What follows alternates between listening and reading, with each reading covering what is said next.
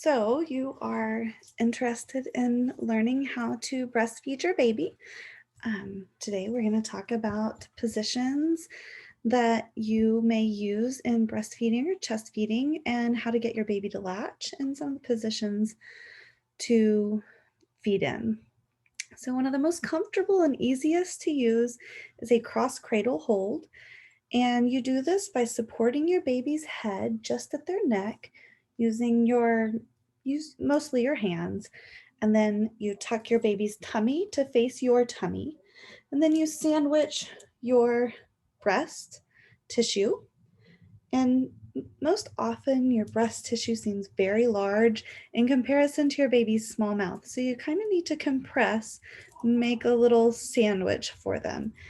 Then you wait for your baby to open their mouth wide. You can let their head lean back just a bit to give more space to open their mouths.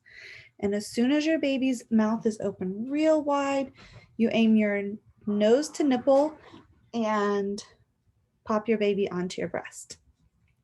In this position, you can use pillows as support so you can keep your baby up to you and to your breast so you're not slouching down over, which can cause back pain as your baby gets bigger and the longer you nurse your baby. Another position you may use in breastfeeding is a football hold. To utilize this, you tuck baby's body wrapped around your body.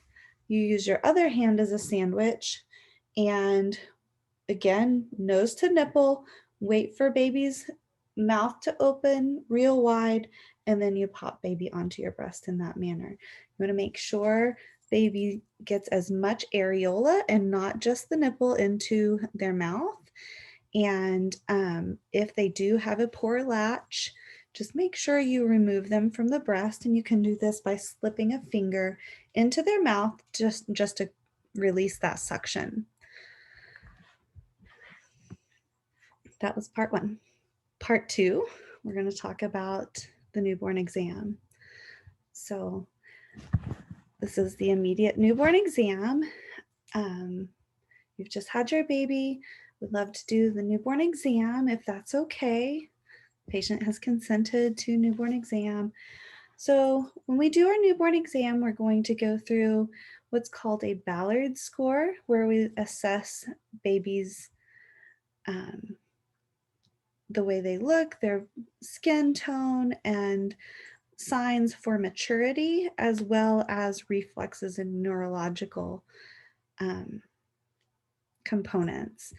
We'll go head to toe and assess all of these things, and then we can come up with a decision as to where they are gestational and as far as maturity goes. We are also going to do erythromycin in your baby's eye and vitamin K. So vitamin K, we're going to use a very small needle. It's very similar to a glucose needle, so very small needle. It is given intramuscularly. So typically we will do this on baby's thigh. And in order to do this, we will use gloved hands and use alcohol swab, clean the area really well, and then allow the alcohol to dry and give the injection right in their thigh. Your baby will probably cry during the injection, which is normal. Some babies don't though, and they should recover just fine with no ill symptoms. Part 3, discharge instruction for a baby. So you guys are about to get to go home and rest in your own bed and do some healing on your own time. So what we're going to talk about today is just now before discharge is things you need to look for in order to stay safe with baby. So when you get home, your baby's probably going to have a good chunk of time that they're going to sleep. You can have one period of time, about 5 hours from the initial birth to when you need to wake them to breastfeed. Birth is actually a very exhausting situation for both mom and baby. So it is important to let baby rest. But after that 5 hours, it is important to wake baby up every 2 hours. So this means baby is going to nurse from the beginning of the 2 hour period to the beginning of the next 2 hour period. What that looks like is if baby starts nursing at noon, they will nurse from noon until however long they nurse, which could be, up 20 to 40 minutes or longer. Some babies really like to just nuzzle in there and stay latched onto your breast. But at 2 o'clock, which is exactly 2 hours from the start of your first breastfeeding session, you'll need to start nursing again.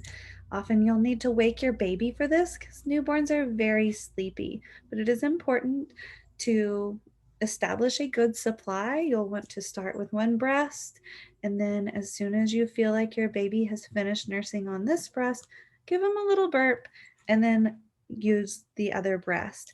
At the next feeding, start with the opposite breast, make sure it's drained fully, and then you can move them to the other breast. So we do want to see that baby is having enough wet and soiled diapers. This is the way we decide on how much baby is getting for input.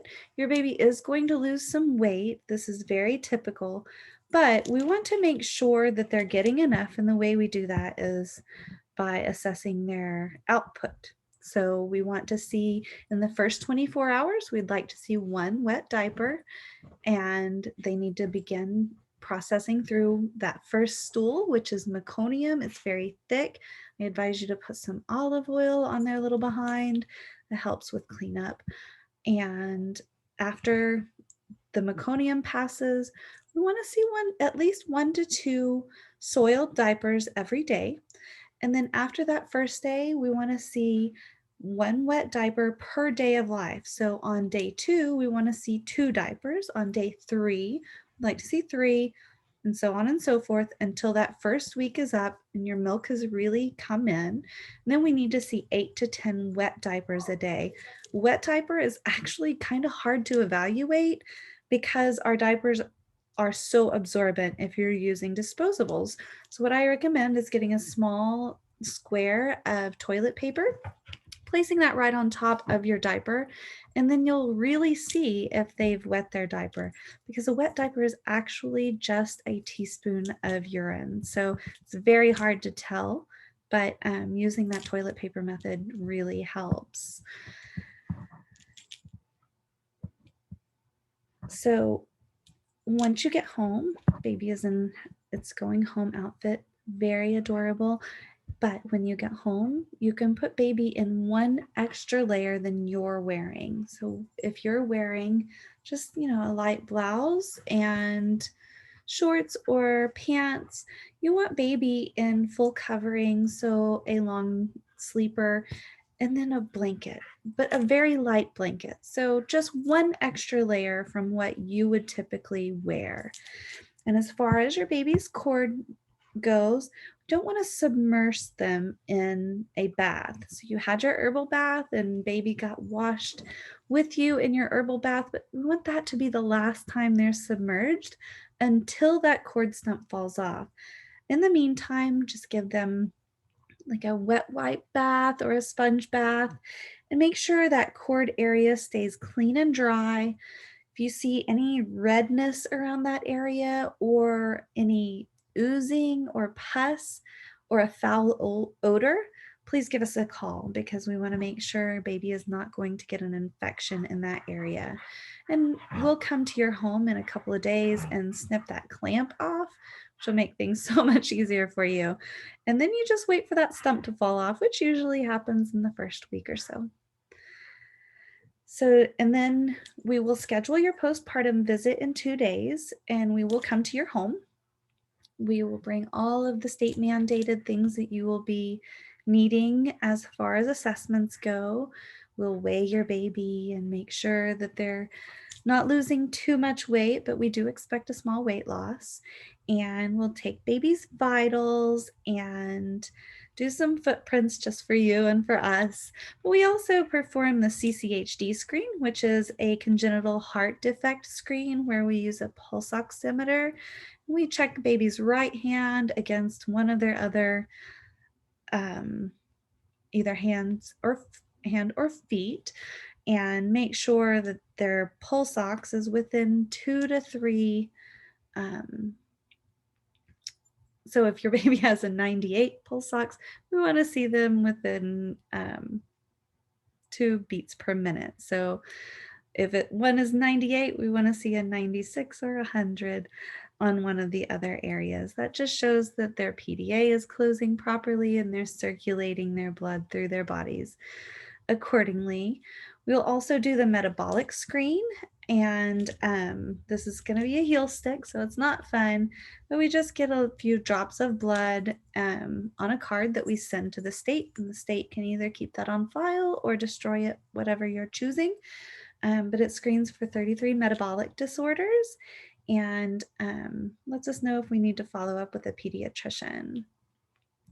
So some of the things that you may look for: if your baby looks like they've spent a week at the beach, they've got this lovely tan going, it's probably not a tan, that's probably newborn jaundice. We expect it a little bit around their face area, but if their trunk area starts looking a little more tan than usual, just go ahead and give us a call. Again, we will assess this at 2 days, and typically that's about when it starts showing up. We'll assess it again at 2 weeks, and if we have concerns, we'll draw some blood and test their bilirubin level. Another thing that we want is if you have any breastfeeding issues, please give us a call. But otherwise, if you are noticing that baby's face around their mouth and nose area is becoming bluish, that is a need to call 911 immediately. We want to see pink baby all over. It's normal for their little hands and feet to be blue occasionally, but if their midsection, their nose, mouth, chest area, if there's any blueness in this area, call 911 immediately. And then once you're have been assessed and you're in a safe place, call us and let us know, because we do care about the livelihood of your baby after delivery. And then also there are signs for respiratory distress. So some of those signs that we look for is nasal flaring. So if they're breathing and their little nose nares are going in and out and in and out real big, or they're going or making severe grunting noises, or you see retractions, which will show you a video of a retracting baby. That's where their little ribs kind of suck in. So you'll notice their ribs just sucking in with each breath, or if they have a very rapid respiratory rate. So if they're breathing really fast, we mean like beyond 60 breaths per minute, call 911. That is a sign. These are all signs of respiratory distress. And then once you're in a safe place, again, call us. But we have had a great time with your care. You have your 36-week packet back. That does have a handout from the state, and that handout covers the metabolic screen, your CCHD. It covers information on sleeping, safe sleep for you and your baby.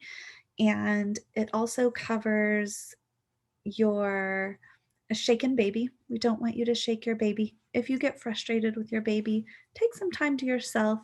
Babies are safer to scream and cry than they are if you get frustrated to the point of shaking them. So if you need to step out for a moment to regain some composure when your baby is frustrated, that's okay. Do not ever shake your baby. And the handout also covers postpartum depression and vaccine schedule. So if you have any questions about any of that, remember we are on call for you still, and we will continue to be on call for you through your postpartum period. So let us know if you have any questions. Thank you.